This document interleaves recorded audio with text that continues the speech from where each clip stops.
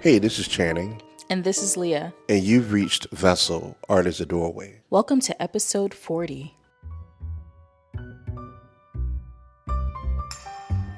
We're so happy you're able to be here with us today.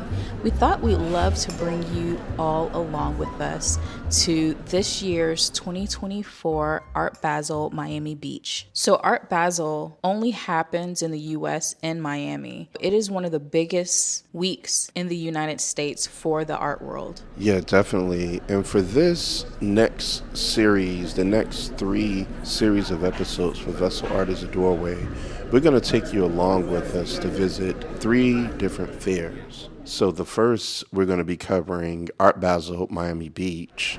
Secondary, we'll be discussing Design Miami. And the third, we're going to be covering Nada Art Fair and also the Untitled. And we'll be throwing in a couple of extra events such as Scope Miami. And you know, one of the interesting things about Scope Miami this year, Leah, you were actually involved on the main stage this year, am I correct? Yes, there was a video that I released this past summer with the New Museum through their incubator program called New Ink, called the Unspoken. And it's an immersive work that explores resilience through movement, and it's inspired by my family's personal experience on helping my father after he had a massive stroke on the left side of his brain, giving him a severe form of aphasia. And also he was bedridden during that time. This animated art video blends ASMR-like movements, the way I choreograph the animation. It's rhythmic and it has these morphing figures. And the idea is to prompt contemplation on the potential of us as humans and the power of our bodies to protect and heal each other. The stage at Scope Miami is this really massive long screen. So what I did was I actually remastered it in a way that amplified the kind of kaleidoscope properties of the video that I originally created. Yeah, I really enjoyed the way the final animation came out, Leah. And I remember even one of the engineers at Scope Miami mentioned that it was one of his favorites, and he really enjoyed seeing the hands move in that rhythmic visual ASMR way. You know, one of the things that was interesting, if you were able to hear last year's recording when we discussed how Leah had the opportunity to join the New Ink incubator inside of the XR track, the extended realities track. You remember some of the things that we were talking about with the New Museum's incubator, how basically they're dealing with science, art, and technology. And a number of artists, architects, and creators have joined the New Ink platform, and it's really, really fascinating to see some of the work that they've created. Well, this year in June, I was actually able to join Leah in her second year at New Ink. So the both of us at CLSS.Studio are now involved in the architectural track. What we're working on right now, and you guys will hear more about it later, is a land art project called Arteriogenesis. And in this project, it uses the vascular system as a metaphor to talk about the interconnectedness of humanity, nature, and regeneration. And what we'll be doing is creating grounding contemplative spaces about the human condition, utilizing Channing's years in the medical field and my public art background. And we can't wait to share more with you about this later. And in thinking about these contemplative grounding spaces, that's what I really try to create, even using video at Scope Art Fair. So let me know what you think. We'll have clips of the video installation at Scope online on our blog and on the YouTube version of this podcast. Yeah, and on a later version of this podcast, we'll be able to discuss more with you about some of the things that we're doing in the architectural track at New Ink. So we're really looking forward to sharing that with you as well. But now let's get into this discussion as we explore 2024 Art Basel Miami Beach. We get a chance to visit Nicodim Gallery, and we actually had an opportunity to meet Bentley Ritchie and also Mihai Nicodim. Yes, it was really a pleasure meeting Mihai Nicodim himself of Nicodim Gallery. He told us a little bit about his Romanian background and how that led to him starting his own gallery. And when we get a chance to walk inside of the booth, we see this sculpture created by Isabel Albuquerque. And Isabel, she uses some of these lifestyle sculptures, and they transition from bronze, wood, plaster, rubber, and wax to synthetic resins and even human hair. Yeah, she really does some very visceral and thought-provoking sculptures. It's kind of interesting, like later on, I think either that day or the day after, we happened to run into Isabel Albuquerque's mom, Leah Albuquerque, who is a land artist. She was kind of like one of the OGs from back in the day who was kind of there at the beginning of the start of that particular movement. And it was funny because we first met her a few months ago at her house when she did a land art installation called the Malibu Line, and she was kind of giving us some really cool tips on our upcoming project. And so it was very cool running into her again and also seeing her daughter's really interesting artwork at Nicodim at Art Basel. We also get a chance to see other artists from Europe and even this one artist from Zimbabwe. His name is Mafet Takadiwa, who uses a lot of different objects like toothbrushes, computer, and laptop keys and other found objects. And it's really amazing looking at his work because they do not read as any of those objects at all, especially from far off. They look like these amazing bejeweled tapestries. And speaking of tapestries, we get an opportunity to visit Gypsum Gallery from Cairo, Egypt. And we see these beautiful tapestries by Dina Danish. Dina Danish is an Egyptian artist and educator, but she right now is residing in Amsterdam, and her tapestries are really fascinating. We got a chance to have a great conversation with her. The thing is that's special about these is that these tapestries are constructed using Western and Egyptian fabrics. One of the things she mentioned and that I find fascinating is this form of tapestry is very, very ancient, and it's a form of craft that's passed down from the males in the family or to the men in the family. The interesting about these tapestries as well is the fact that each one corresponds to a current event. So the fact that she decided to capture what's happening in our time with something so ancient is very interesting to me. Also, the fact that these tapestries she mentioned in ancient times, very wealthy families would get craftspeople to create these tapestries to cover all of the walls in their house. And the tapestries were also used to create tents in Egypt. Yeah, so it was a real pleasure to get a chance to meet Dana in person and to see some of these really striking images in the tapestry and seeing some of the work, like for instance, this piece here where you'll see when a recent attempted assassination on the president, and seeing her depiction of this work and seeing how the actual person in the image was being cared for. In addition to the images of the beheaded parliament, I really just find really stunning and impressive. Later on, it was a pleasure catching up with Ever Velasquez, the associate director at Charlie James Gallery. You know, and it's always a pleasure. We always have really good memories of going to the Charlie James Gallery. And here we see some sculptural work by John Ahern and also Rigoberto Torres. We get a chance to meet Rigoberto actually, and he tells us a really funny story. Central to the booth, you'll see this sculpture of a young man, Kenyatta Caldwell, which he named Samson. This particular piece was created back in 1990, when Kenyatta Codwell would always visit his studio in the Bronx.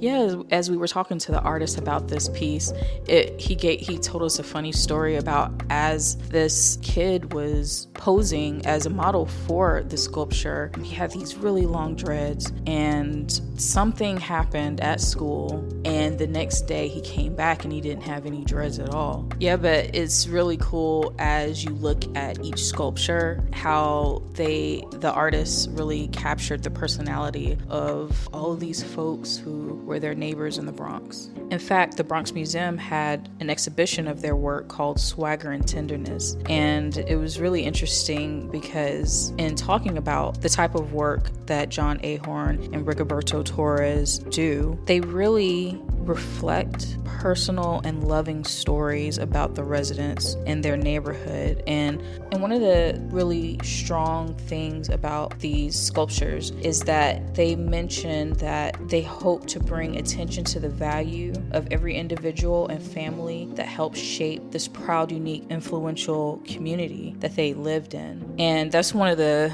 lovely things about it. Like, I think one of the things that I read was that they are known for uplifting their subjects, but I really do think that in looking at these sculptures, I feel like instead of them being the ones uplifting these people, I think that they're more capturing the beautiful and wonderful qualities the people in their community already have displayed, and they're just putting it on display for other people to appreciate. And also, it's done in a way where it's like all of these portraits are people doing things that are like maybe seen as mundane, seen as everyday, but you can grasp the beautiful, strong qualities and those precious moments, even in these regular, everyday, joyful activities. One of the first galleries that we come up to is Nanzuka Gallery, and their work is always very eye-catching and stunning. This gallery is based in Japan, and it's really interesting that the group exhibition that they proposed is named Adventures in Memory, Kiichi Tanami. And the reason they picked that is Kiichi Tanami was one of Japan's pioneering pop artists.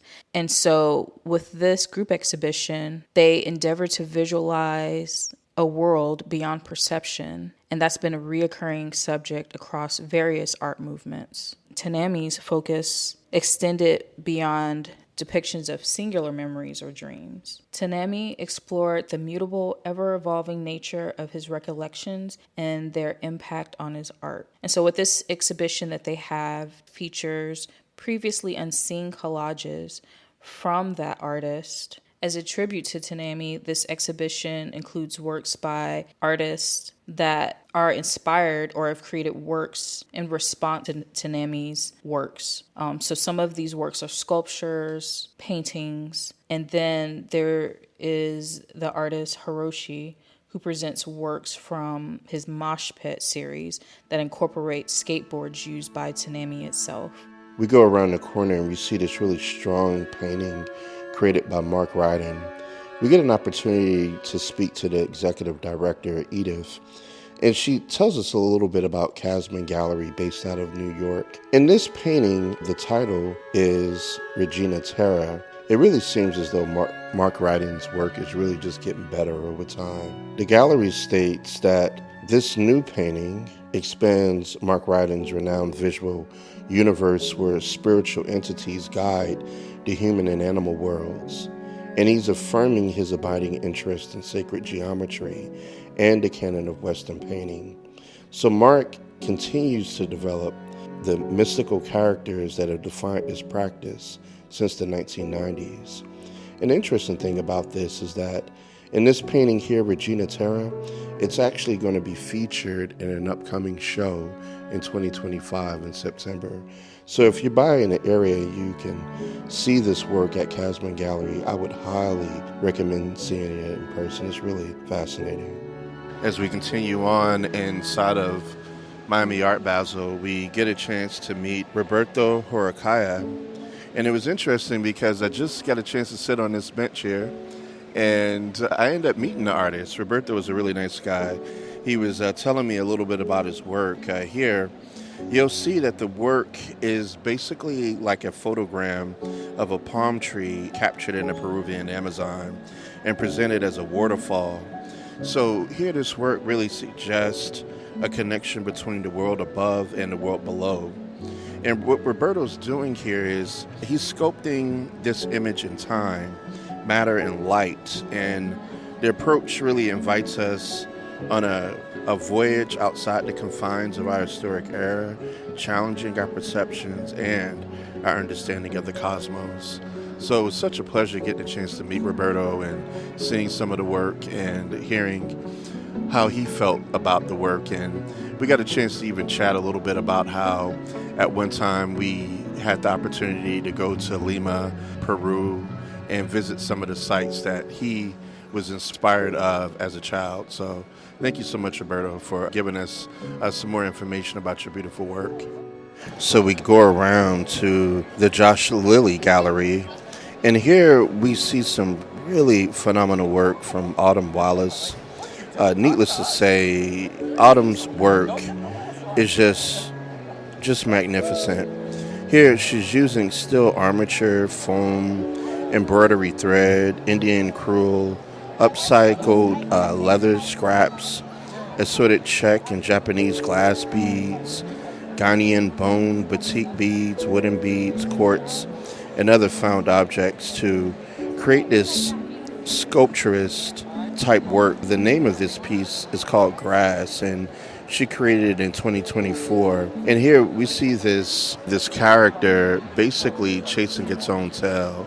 And here in some of her other pieces, you'll see that she uses a similar theme of these characters with writings actually having somewhat of a discord with the audience and creating like a sound and more of a discussion with those who are looking at the images that she's able to create. And the sculpture is called, I think it's pronounced grass, but not like the grass like that grows from the ground. It's GRAS, which is a name after the FDA classification of untested chemical like additives. And it was interesting in a Instagram post that she mentioned that referenced the sculpture and referenced the name of this particular sculpture. It's the GRAS is an acronym for generally recognized as safe. Something that is generally recognized as safe in the US. In Europe, it may simultaneously have been classified as poison. And then they make a comment referencing this sculpture. She's no threat to herself or others, I'm sure. So anyhow, it's really interesting how the layers of the sculpture and the meaning of this dragon that's kind of chasing its tail and that reference to danger or no danger. And then we get a chance to see some of the work by Rebecca Manson. These four sculptural pieces are pretty detailed as well. Here are some of the themes: mutant polyphemus, android tiger, double hybrid scene, and also cabbage. Yes, from far away, Rebecca Manson's work looks soft. Like you immediately get the feeling of moth wings, but when you get closer, you realize that it's made of porcelain ceramic. So she takes something that's a hard material and turns it into something that seems very soft from far away. And it's interesting that the gallery says that her subject is nature and its lessons as observed in her gardens and surroundings in the countryside immediately north of New York City. So what she does is she observes nature, observes these insects and animals and plants, and then uses her understanding of material to reflect that in her work. As we're walking through Art Basel Miami, we get a chance to see this immense sculpture created by Zhu Jinshi, and we get opportunity to meet MJ. Coincidentally, MJ is one of the mentors at New Ink, the incubator for the new museum. And yeah, it was really serendipitous that we got a chance to meet MJ and see how we have a lot in common, actually. MJ shared with us a little bit about Zhu Jinshi. Zhu Jinshi is a pioneer in impasto abstract painting and drawn paper installations. He has over 40 years in this artistic practice, and this huge sculpture that we're looking at now is titled Pathway. The piece consists of 3 intersecting semicircle Jean paper structures mounted on steel frames, and they're creating a vast matrix for visitors to navigate through. Yes, between MJ and the gallerists at Lam Gallery, they mentioned that they had a large team of people over the course of the week put this together. They took like individual sheets of rice paper, crumbled them, and then laid them over the string to create this sculpture. And this work reflects on the current fractured state of the world, really emphasizing its disjointed nature, while at the same time exploring the connections between tradition, nature, and reality through the poetic use of rice paper, cotton thread, and fine bamboo. Yes, and at the booth, we see Jinshi's triptych, which is a large-scale impasto abstract painting. And it was really interesting because talking to the gallerists, they mentioned that over time, this painting will change because there are these really thick globs of oil paint that are not completely dry. And so as the years go on, they're going to start to move. The color may change a bit, but the point of the painting is to allow things to be as they are and change as they are, instead of kind of like a Western philosophy of not accepting things that are different, or I guess things the way they are, and trying to force it to be one way or the other. An interesting thing too about these particular paintings is that the labor that's involved with installing them on the wall.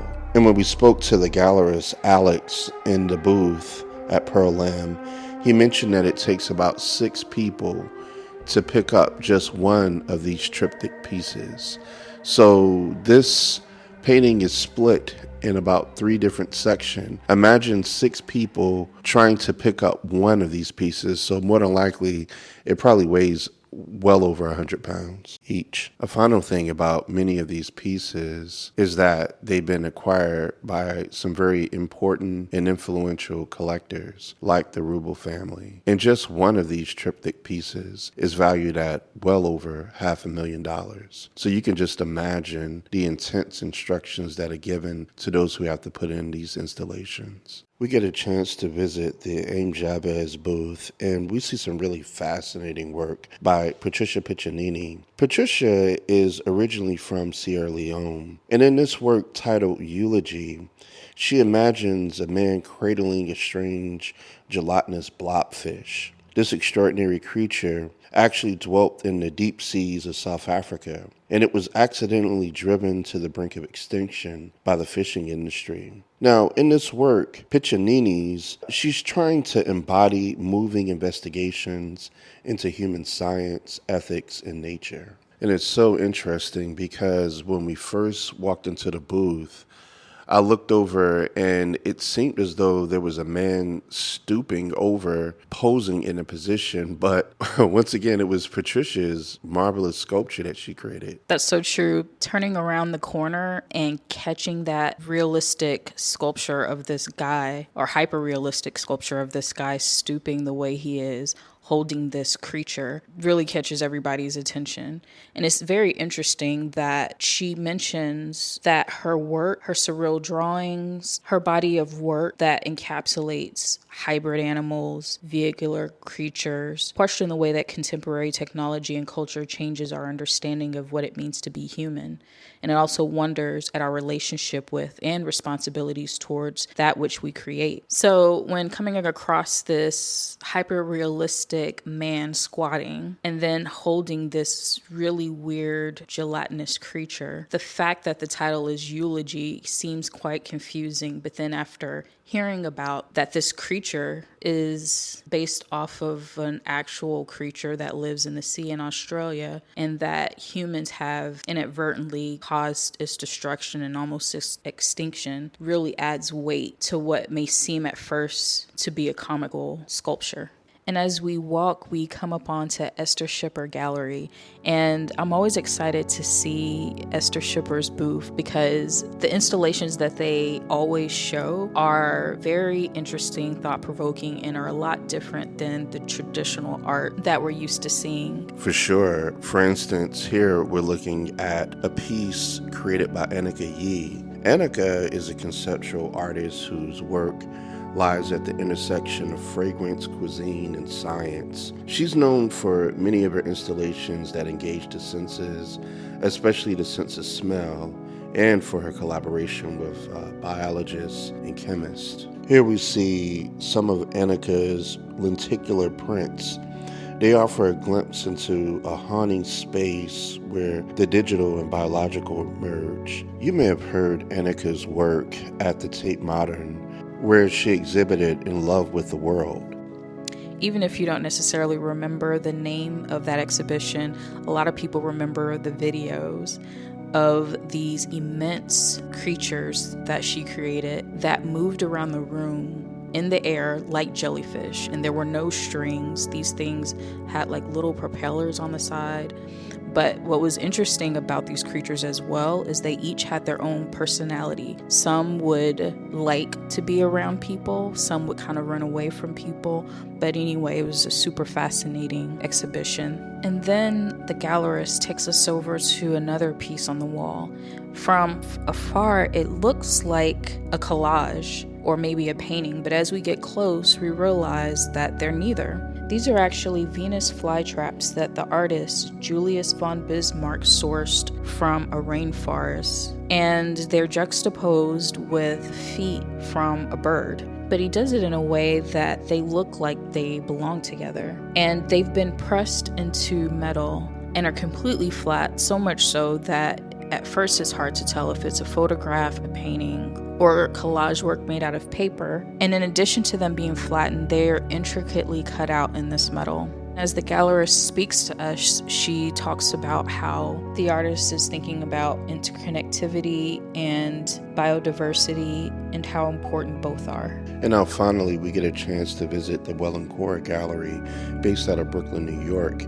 And we get an opportunity to see some really striking photography by Deborah Willis. Deborah is really an accomplished artist, and other people in her family play a significant role in the international art market as well, like her son, Hank Willis Thomas. You may have known of him. And many of these images that we're seeing are photographs that she created back in 2018 through 2020. When we got a chance to talk to Ivy, the principal of the gallery, she mentioned that these photographs are timely visual frameworks for understanding America's past, present, and future. So, utilizing the projection of film she directed and conceived as the backdrop, Willis foregrounds the experiences of Black Civil War soldiers framed in the act of a waltz. So looking at the photographs, you see an image projected onto a background, and then you see dancers waltzing in the foreground. So you see sort of a tension of the projection also on the dancers as they're waltzing, and then you also see the shadows lurking within the images of these Civil War soldiers and the projections on the background.